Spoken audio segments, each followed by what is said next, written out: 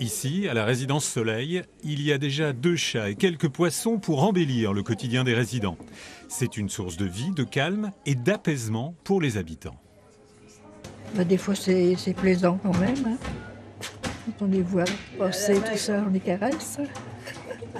C'est agréable? Eh oui, Et étant moi-même doté d'un caractère félin, on s'entend merveilleusement.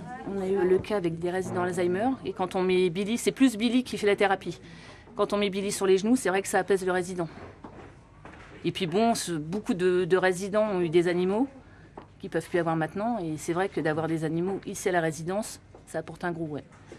La médiation avec des animaux est donc déjà ancienne dans les EHPAD. Mais la nouveauté gouvernementale serait d'autoriser les animaux appartenant aux résidents et c'est là que ça risque de coincer. Ça part d'un bon sentiment, c'est de ne pas casser le quotidien de nos aînés quand ils rentrent en EHPAD. Et le problème, c'est que individuellement, ils ne sont plus capables de s'en occuper. Les familles ont leur propre vie, leurs contraintes. Donc ça va retomber sur les personnels qui déjà essayent de s'organiser quand on les a comme ça collectivement, ce qui n'est pas une mince affaire, mais individuellement, c'est pas possible. Et puis, nous, on a refusé une dame qui voulait venir avec 2 bergers allemands.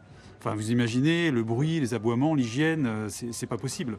Multiplier le nombre d'animaux posera donc certainement des problèmes.